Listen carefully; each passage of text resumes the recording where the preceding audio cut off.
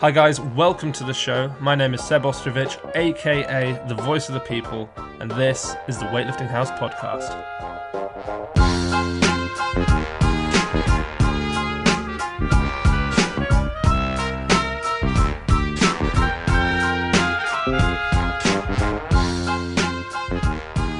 Hello and welcome to this week's episode of the Weightlifting House podcast with your host Seb Ostrovich, the voice of the people, joined by a special guest, a man whose name I've mentioned on this podcast probably more times than anyone else.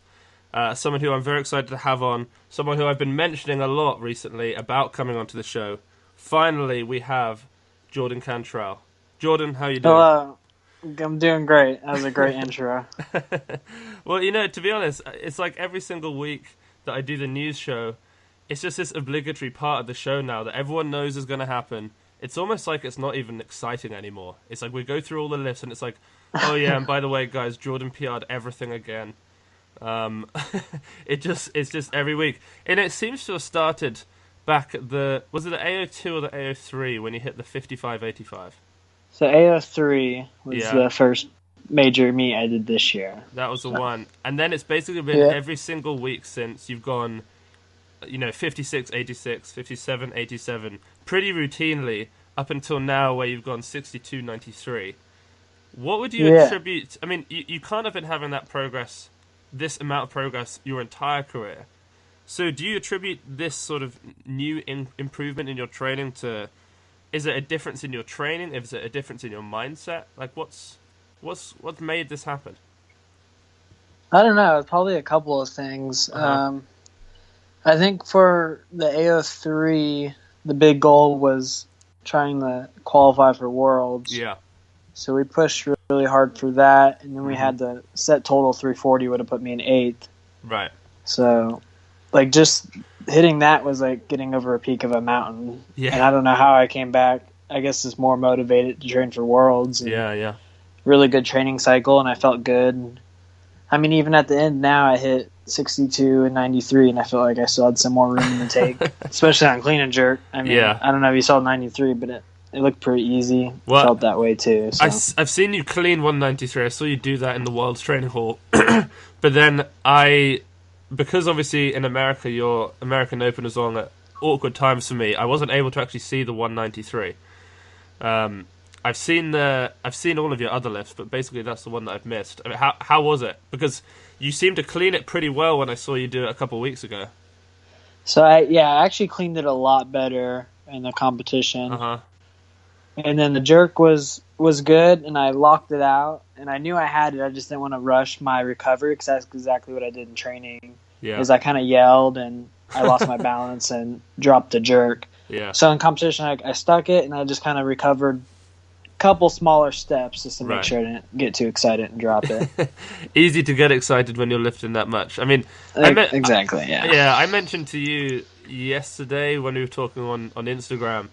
I'd slid into your DMs. I apologize about that. But I mentioned that your total and your numbers are now above any 85 since Kendrick, and I'm pretty sure that that's right. You seem to think that was right as well.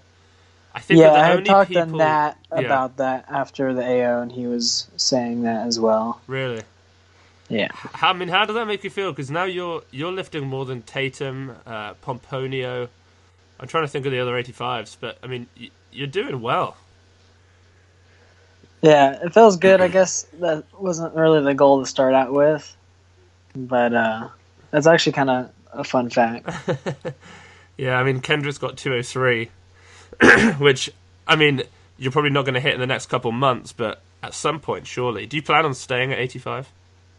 Yeah, I have a lot of room to grow as an 85, and obviously this meet, the weight cut didn't affect my performance at all. I mean, I hit a PR. Yeah. But I definitely have a lot of room to grow. Yeah. So. Yeah. I mean, how long have you been in 85 now? My whole weightlifting career. Oh, really? 85, so yeah. So you're pretty new into the sport then? About full-time just weightlifting, almost 2 years. That's just ridiculous. Yeah. How is that possible? That makes me feel awful about myself.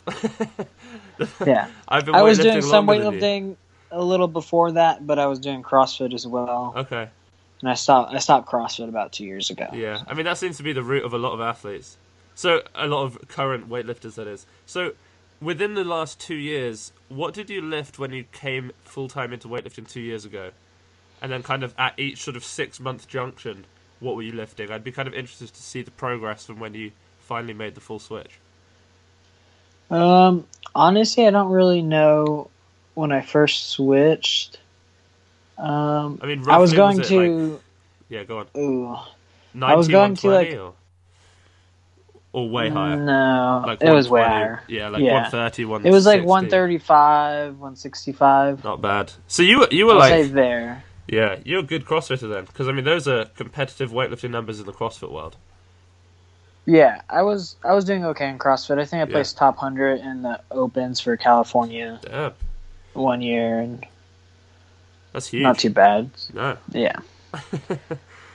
But yeah, I think when I first switched to weightlifting, it was like 135, 165, and then about a year. So last year, Junior Nationals, I peaked kind of like the AO3, and I hit almost personal best, which were 145 snatch and 175 clean and jerk.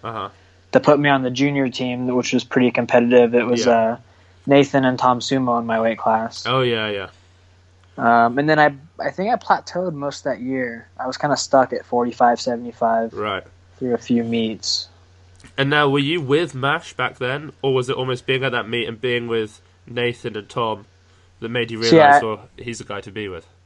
Exactly. I didn't really know them until I was competing against his athletes, and then once we all made the team, then he was at a camp at the OTC, and then we were on the Pan Am team and the World team, and got to know each other better. That's cool. You know, it strikes me as kind of funny that you live like a couple miles away from California Strength, and yet you... I wouldn't say a couple miles. California Strength's probably about 3 hours away. I thought it was like... I listened to the podcast with Dave Spitz and Trav, and the way they spoke about it sounded like you lived just down the road. But were you not tempted to go there? So, I don't know. I was just kind of doing my own thing, and then Travis was always reaching out to me because of the teams and everything. So he was always giving me a hand, and that's just the easy path that was there. Yeah. So what's the biggest switch in programming since going over to Trav? Because he's known as like the guy who gets people strong, and that seemed to be and it still seems to be what you're in need of. You're very efficient. So what's the strength side of things? So I think I made a lot of progress at first, just because I wasn't following a program. I was just showing up in the gym, doing my own thing, and that's why I think I plateaued. And then just hopping on a program, I jumped up right away. And then we started working weaknesses, which are like squats. Right. And since doing that as well, I've gotten a lot stronger. So it's really translated in clean and jerk. That's where I've made a lot of progress. Really? Well, I mean, I think with the technical and speed side of things, that helps most with the snatch. But when you're just getting strong, you know, that makes such a difference in the clean and jerk. Especially with you, where you're at a point where you're lifting such limit weights for your technique. It really comes down to whether you've got the legs to just stand it up. What does your... Do you do like the squat every day that Travis does? Are you on like hard sets of 5s and 8s and 3? Like, what does your squat sessions look like? So it varies depending on where we're at in the cycle. But like at the beginning of a cycle towards a meet, we're doing like almost squatting every day. A couple days not. Nice. Some days are like lower intensity, so it's like a 5-second pause, only like a couple sets before you would max out. Yeah. So it's not super heavy. And then there's some waves in there, so we'll do like 3, a heavy set of 3, drop down, do 10. Right. And then do another set of 3, which was heavier in the first set of 3, do another set of 10, back and forth. Usually about 3 sets there. I've seen Trav publicize that. Yeah, that's cool. Yeah.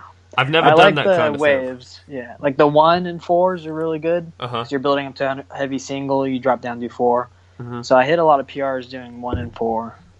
So just for everyone listening, for me, what kind of percentage is this? Is it like do a single at 90%, do a set of 4 at 80, single at 95, 4 at 85, or how does it look?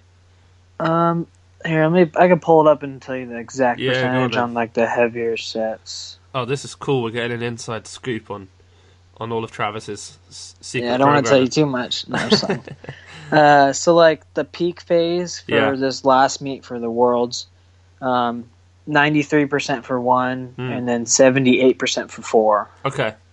And then you add each set. Yeah. And then do you build up to PRs or just to something heavy? Or does it kind of depend on whether you're able to PR? So that's like the first week of a 4-week peak phase. So like week 2, actually the percentages go up. Yeah. That's cool. So what are your strength numbers? Because, I mean, I feel like you don't ever post videos really of yourself squatting, or at least anywhere near as much. I remember when you did some good front squats at 200 kilos like a month or so back. I mean, I'm really trying to stretch my memory right now of your Instagram. Yeah, I posted more squats earlier in the cycle, kind of right after AO3. There was a 190 with a 5-second pause. Yeah, I remember that, yeah. Like 160, but it was like 10 seconds down, 5 seconds to the bottom, 5 seconds up for sets or whatever. But my best front squat's 208, and when I did it, I went for a double and missed the second one. Okay. I mean, that's pretty impressive. 208 for a front squat max, 193 for a clean and jerk. I mean, you get a lot of people saying, you know, oh, I front squat 140 and I can clean 135. And it's like, well, that's kind of cool, but the weights are still light. I mean, when you're up at that level, that kind of difference means a lot more. It's far more impressive. Do you think that's a ratio that you're going to be able to keep during your entire career? I'm hoping, well, I think I could, but I'm hoping we don't have to with this new cycle coming up. I'm hoping our squat's going to go way up, so we don't have this problem. Yeah. I mean, I suppose you can look at it two ways. It's either like the positive side is you front squat 220, you're going to clean and jerk 205, and you front squat 230, you're going to clean and jerk 215. Or the negative side of the fact is that every time you're doing clean and jerks, you're never going to be able to do as many, and you're rarely going to be able to push it as much because it's so fatiguing as a whole. Which side of that kind of coin do you look at that with your squats? I don't know. When I'm squatting, sometimes it just feels heavier than when I'm clean and jerking. But I've also had days where I front squat early in my workout and then work up to a heavy clean and jerk, and my legs are fine. So I used to have a problem cleaning. I would get stuck on the front squat sometimes at heavier weights, and I haven't run into that recently, which is good. Yeah, that's nice. That's really nice. You know, when you hit that 162 in the training hall, I mean, I'm going to say it was actually a pretty epic video. I didn't expect it because you hadn't hit 61, I don't think. I remember you doing 60. I haven't hit. No, I didn't hit 60 either. You hit 60 that session? I missed 60 on Monday. Yeah, I hit it that session. Jesus. But 60 was a 2 kilo PR, and I was just going in there telling everyone, I was like, I'm going to hit 160 today. It was cool because you've got, like, if I remember correctly, there's Kane Wilkes behind you. And you hit it, and I remember just like because you've come up recently, like I'm on your side far more than I am other athletes. For some reason, I end up picking I choose who my favorite athletes are. So I kind of chosen that I really like you. So as soon as you hit that, I was kind of like, yeah, like go away, Kane Wilkes. Like you don't need to be here. Jordan's the one hitting all the PRs now. That was pretty cool. I mean. Was the whole team around you? Were you kind of trying to make a statement because you weren't actually going to be competing? I don't know if it was to make a statement. It was just my heavy day, and there actually wasn't too many people there just because it was later in the competition. Some people weren't training. Some people already lifted. But yeah, me and Kane was my roommate that trip. So I had told him I was going heavy on Friday, and he was going pretty heavy Friday too. Yeah. So we just ended up partnering up. Yeah, he was a great workout partner, and I think he was kind of smiling because I almost missed 140. Really? Earlier. Yeah, it was feeling heavy while warming up, but it got better as I went along. So that was cool. That's nice. And then he was also at the AO as well recently, or the other day, and he won as well. Good. Yeah. Yeah, I mean, he's still a few kilos off his best. But... snatch day that day, I snatched 162. He hit 175, which I think was a pretty heavy single for his training. Yeah, I was going to say, I never see him... He was pretty happy about that, Yeah, he never pushes that heavy in training, it seems. I rarely see him go over 160. Never really known why. I guess it's just different styles of training. But it seems clear that you quite like pushing the heavy singles. Do you kind of is that because it kind of fits your mentality of, you just like going heavy and PRing, or are you forced to do it because that's the best sort of programming for you? I would say more of the mentality thing. I'm not really forced to do it. Yeah. And it's not like a mentality like I want to PR. If I feel good that day, then the switch turns on and we start throwing weights around. But yeah, that makes sense. Yeah. Go on. What I mean, I have the green light a lot. Usually, there's like working sets or numbers I need to hit, and if I do that well, then if I feel good, might as well take advantage of that day and push some weights. So yeah, that's cool. I like that kind of. I mean, I did a few Travis Mash programs back when within the first kind of 2 or 3 years of weightlifting, actually. And I like them a lot. I really like them. I always found that my legs got a whole lot stronger. I would almost guarantee to PR on like week 8 of the certain cycle that he gave me. I'm a big fan of Travis's programs. I mean, now obviously I work with Glenn Pendley, and we do his, and I'm obsessed with Glenn's programming. But for people who haven't tried a Travis Mash program, they really are. They're great programs. I think so. I mean, they're obviously working well for you. I mean, are you the fastest improving athlete in the US? That's what people seem to think. I don't know. I mean, you're probably being humble or trying to be modest about this, but realistically, Harrison's doing well.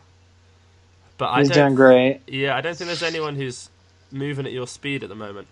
But you're going to need that because Harrison's coming up. He's moving up to the 85 class. What are your feelings about that? That must kind of suck.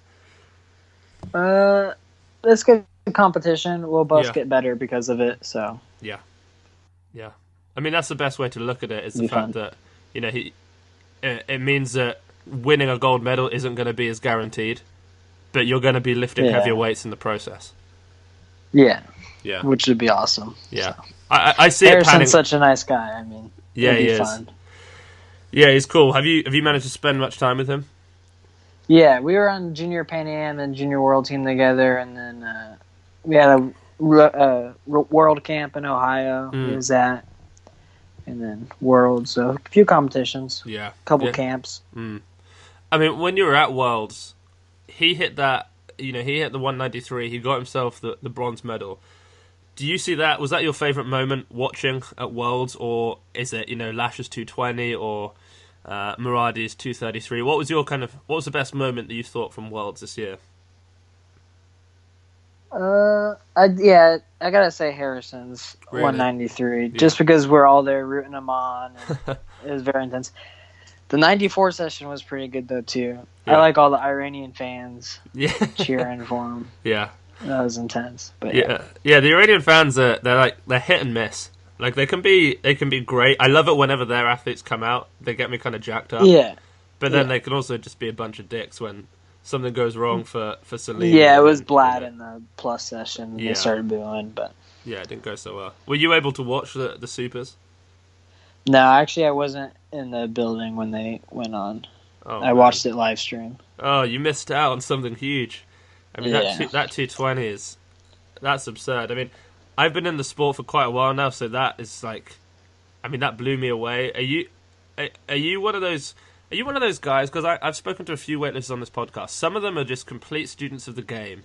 They know everything about the sport, and then others are almost like they're so talented that they're just focused on their own training and they're not really concerned with what's going on in the rest of the world of the sport. Do you fit into one of those categories? Yes and no. Okay.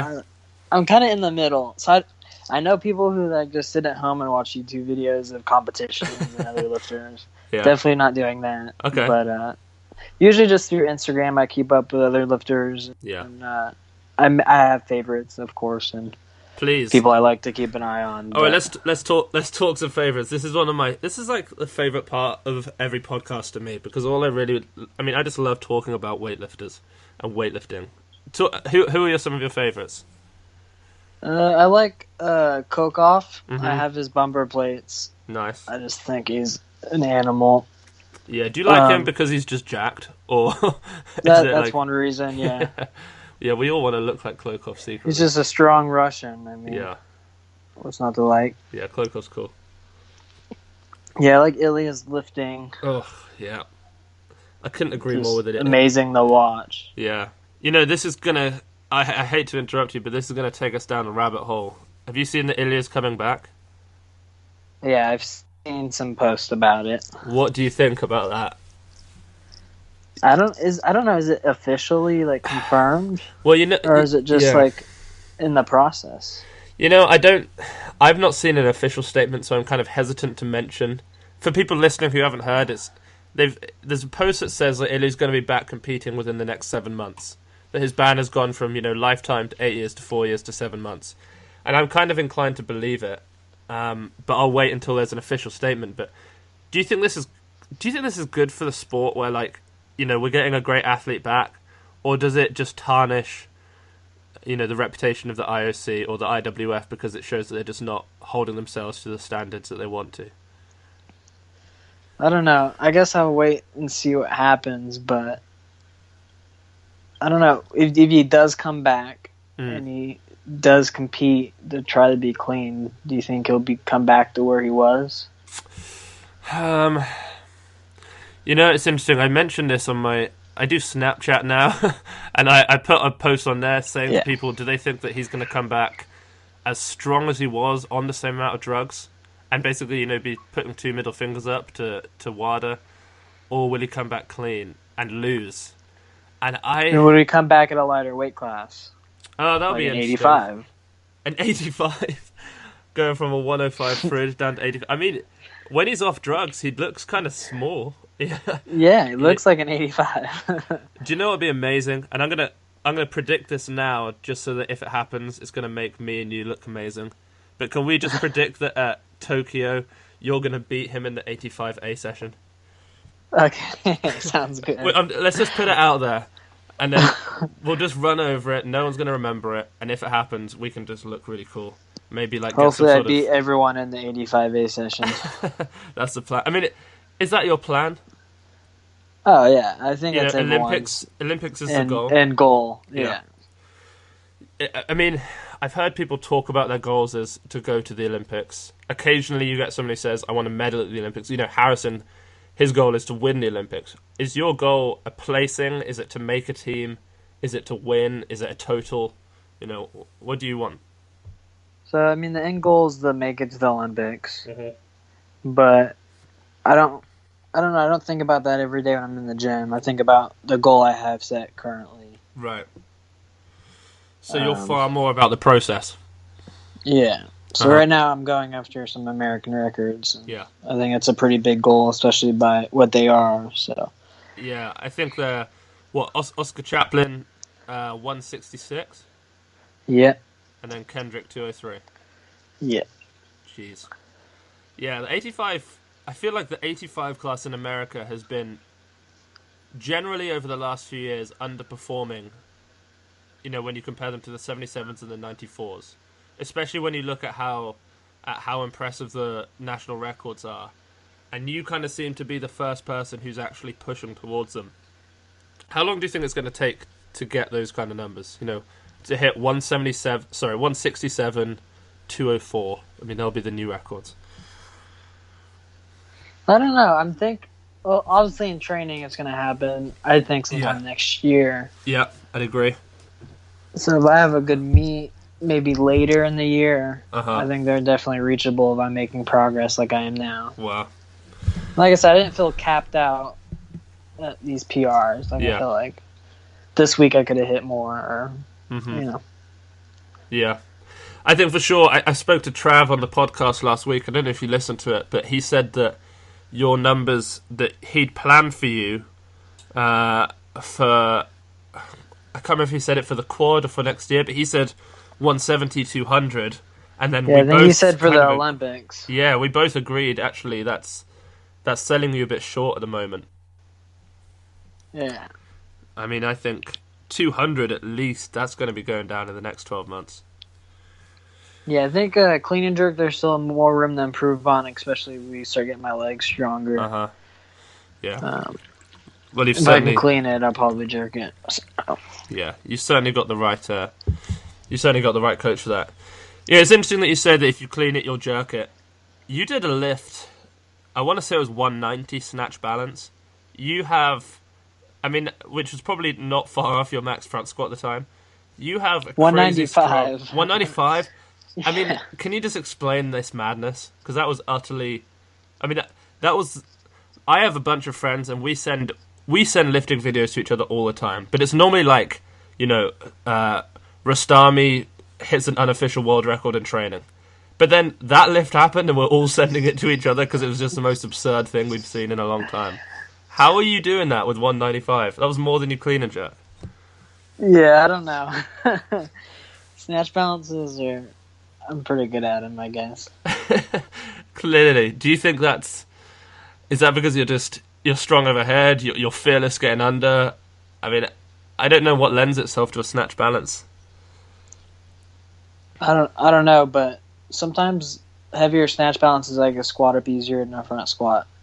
I don't know if it's where the bar sits overhead or what, but once I get it locked out, usually pretty good. That's so impressive. And that was when you were down at MASH Elite.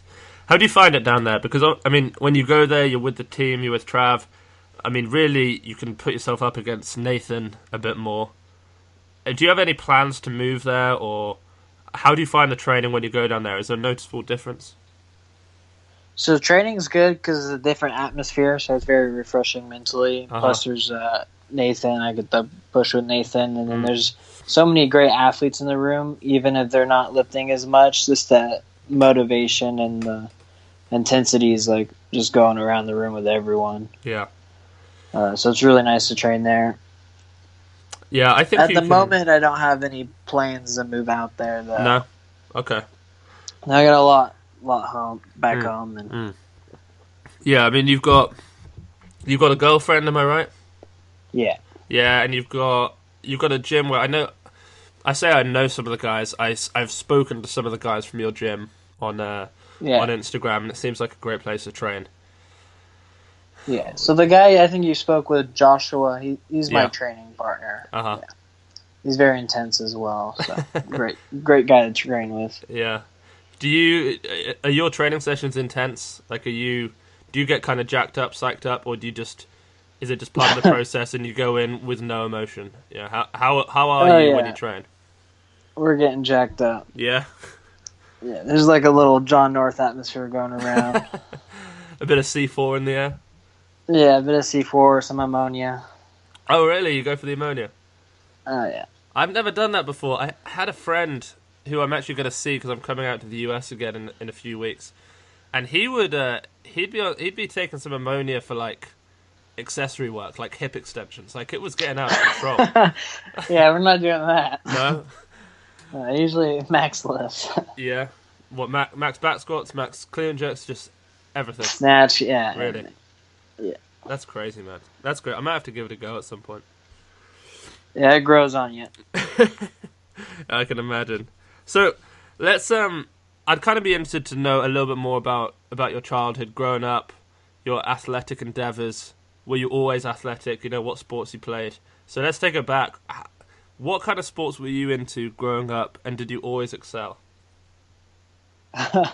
So, growing up, I wasn't as good as an athlete as I am now. I was actually I didn't age as fast as everyone else. I was always like short, little stubby, little chunky.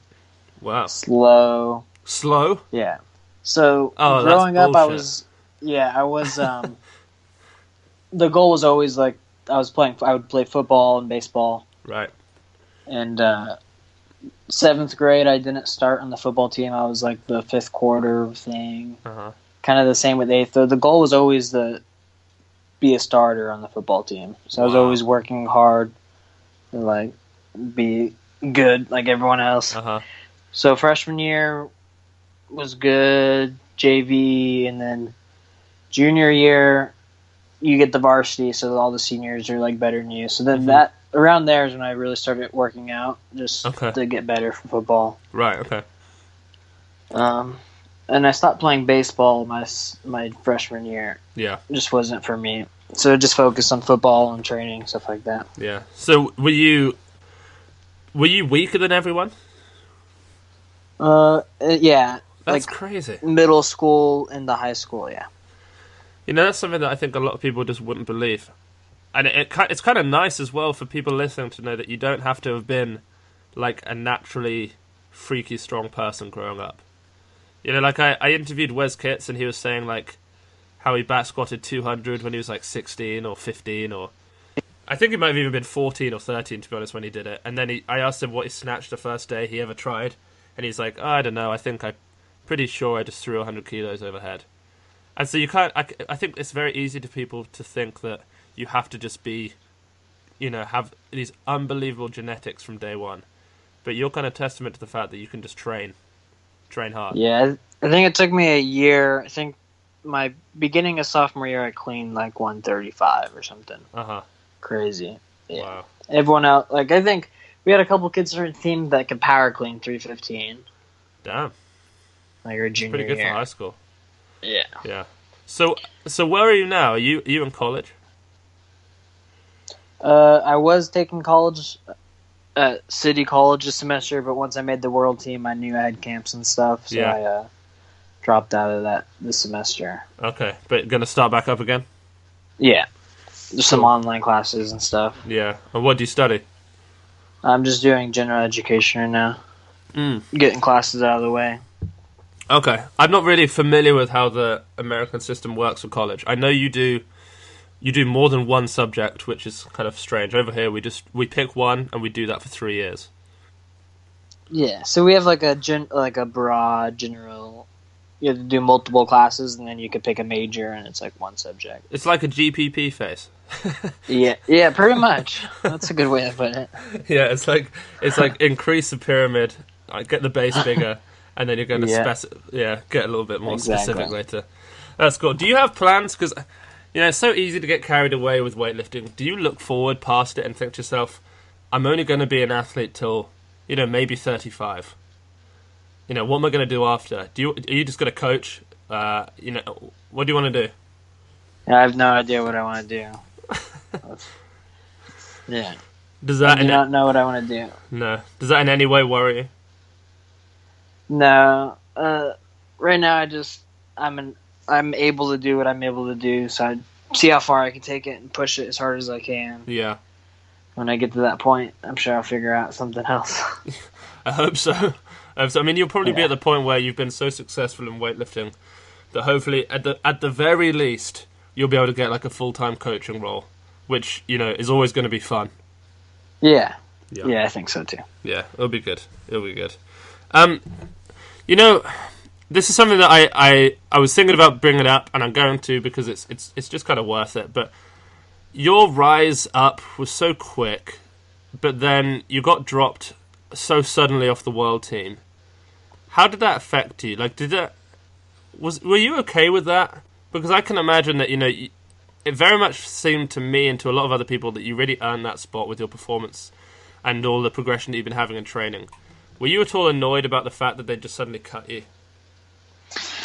Yeah, I mean, I'm not going to be happy with it. No. But we made a big push for the numbers we needed for Worlds, and we got that.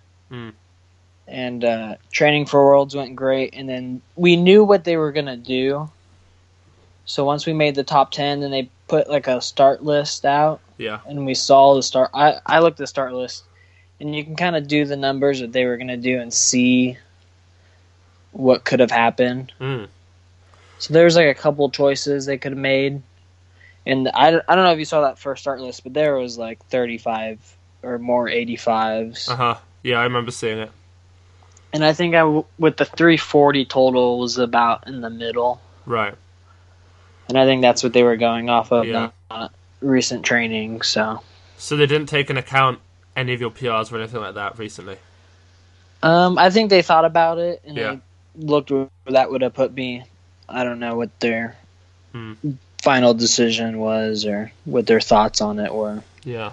But you're 150 193 performance, that would have put you where at Worlds? Pretty high up. Yeah, fifth. Fifth. Wow.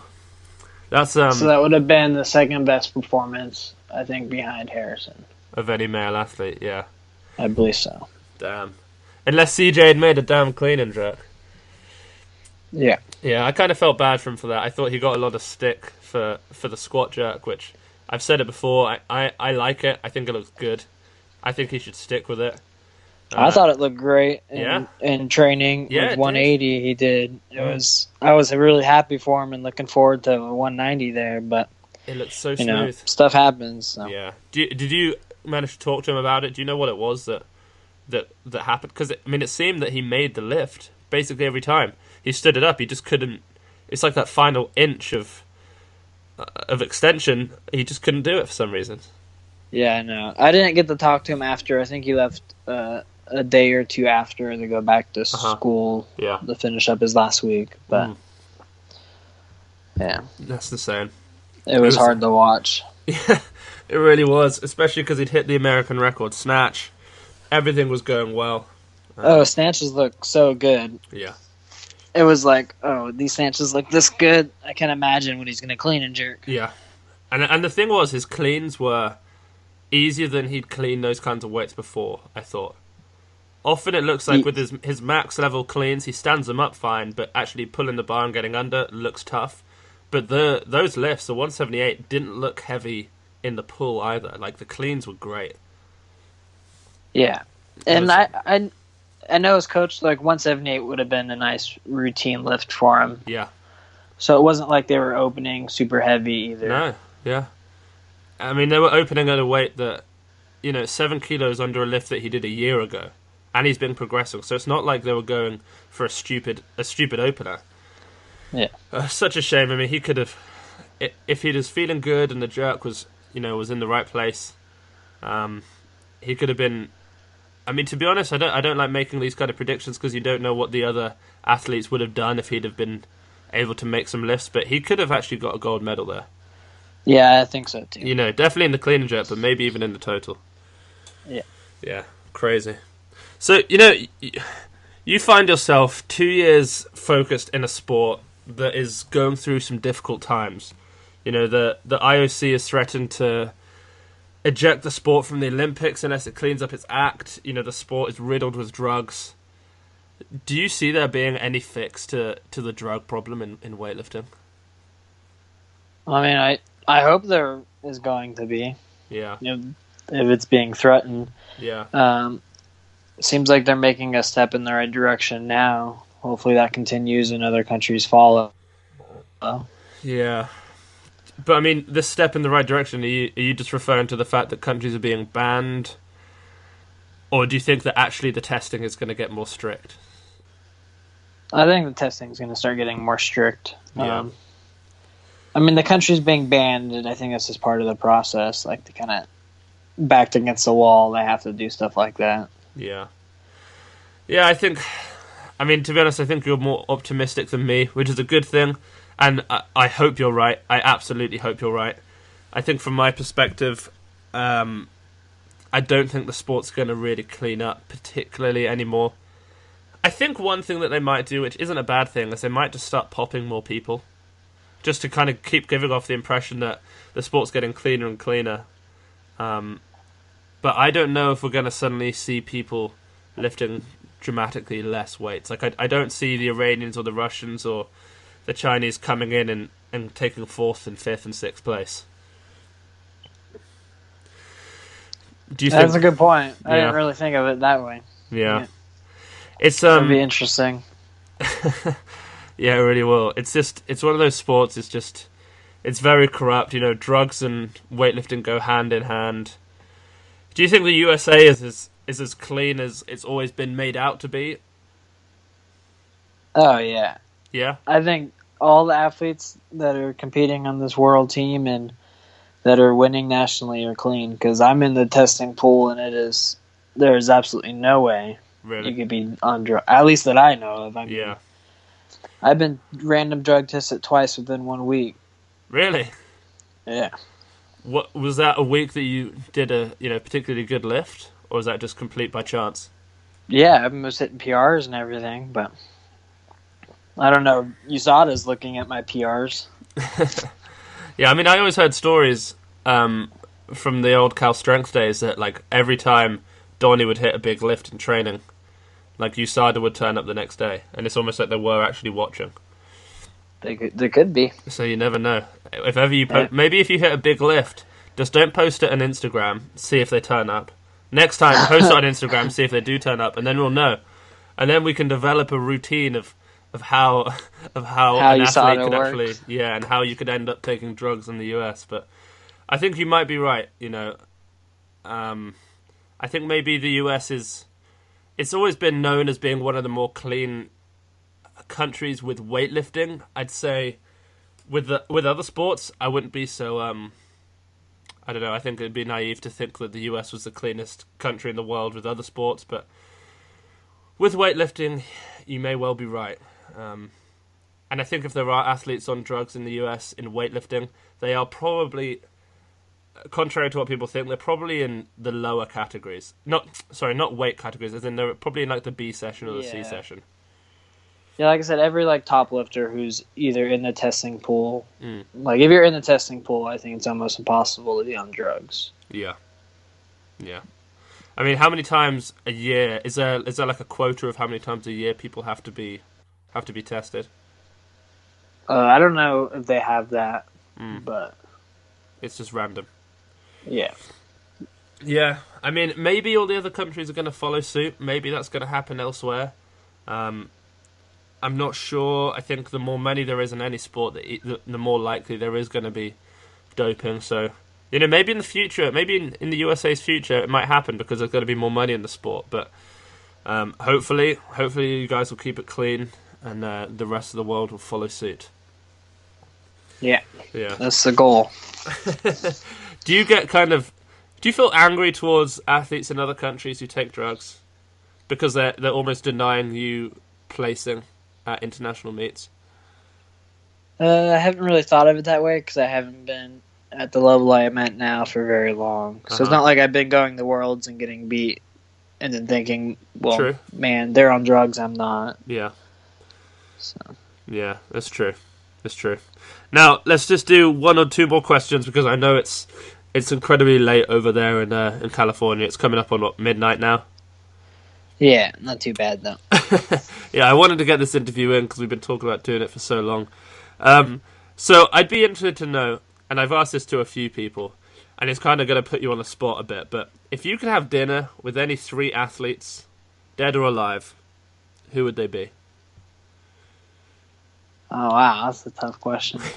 Someone asked me the other day, and I realised how bad it was because I always ask people, and as soon as I was put on the spot, I had to spend ages trying to work it out as well. That's like a question you need to go home and research and spend a day to get an answer. Would they be weightlifters? Maybe 1 or 2. Uh-huh.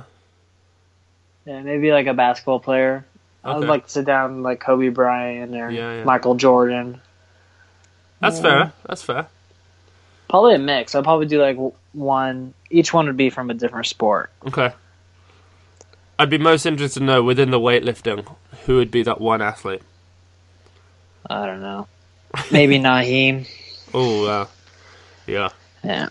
Naeem is, he's undeniably the best. Was he at all an inspiration to you as you trained, or do you kind of just get inspiration from within?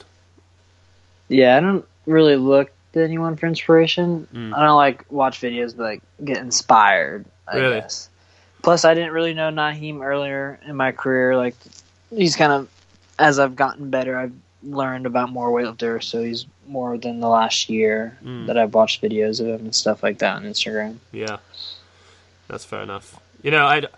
I feel like we're kind of living in an era now where there's no one quite to his level, but there are a couple of lifters who are poised to do some really historic things.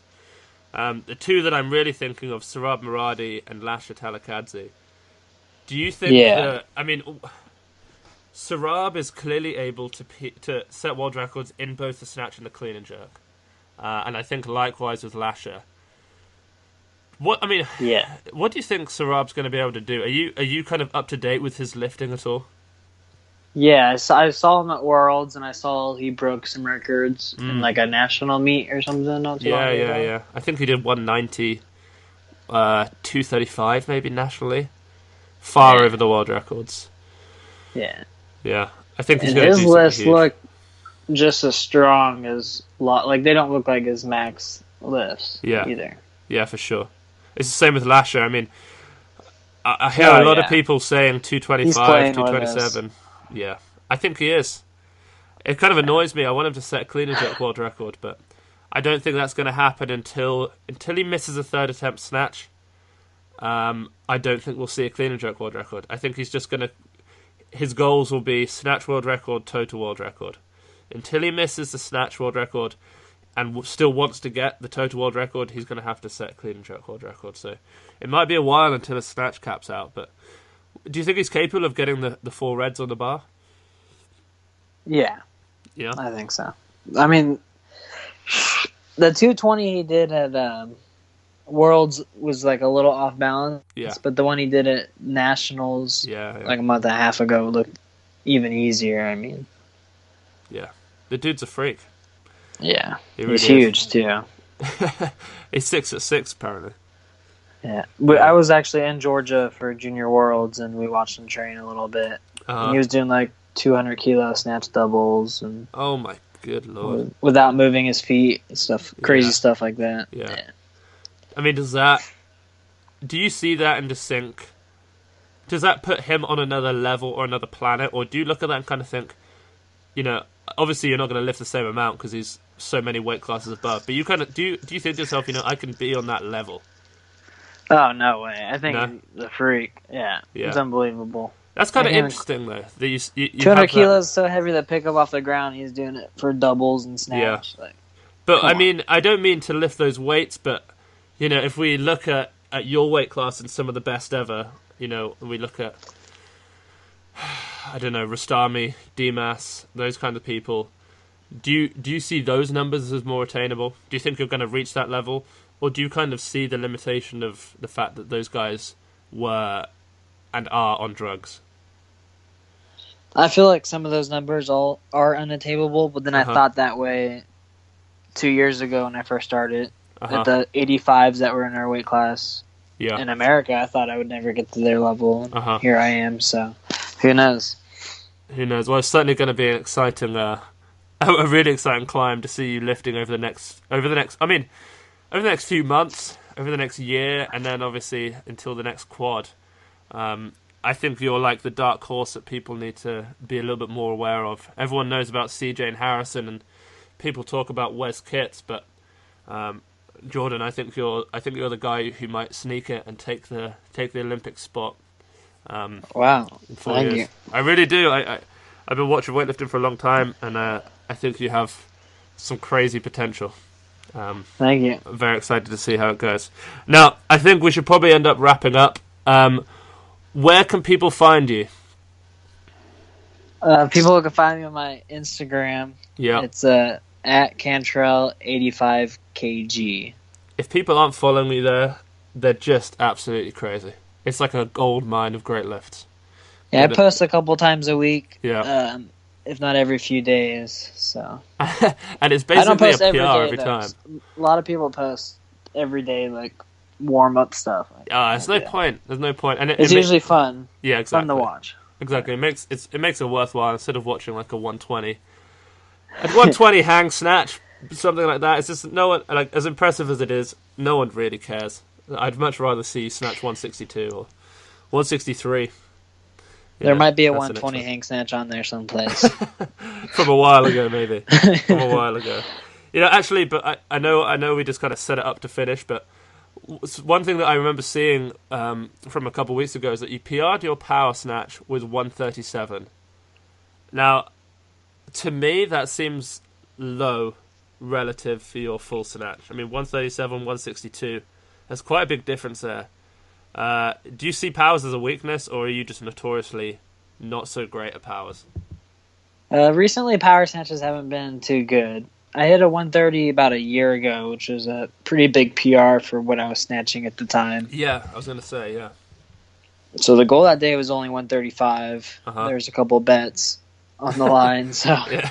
I hit that, and then I was too close to 300 to stop. Yeah. But what is that? I think if I focused on a month or so, I'll be 140. Yeah. Ish, 45. So. Yeah.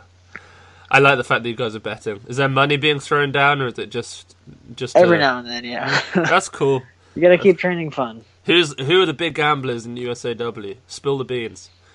I'm not going to say any names. CJ just throwing down stacks of cash. No athletes. No.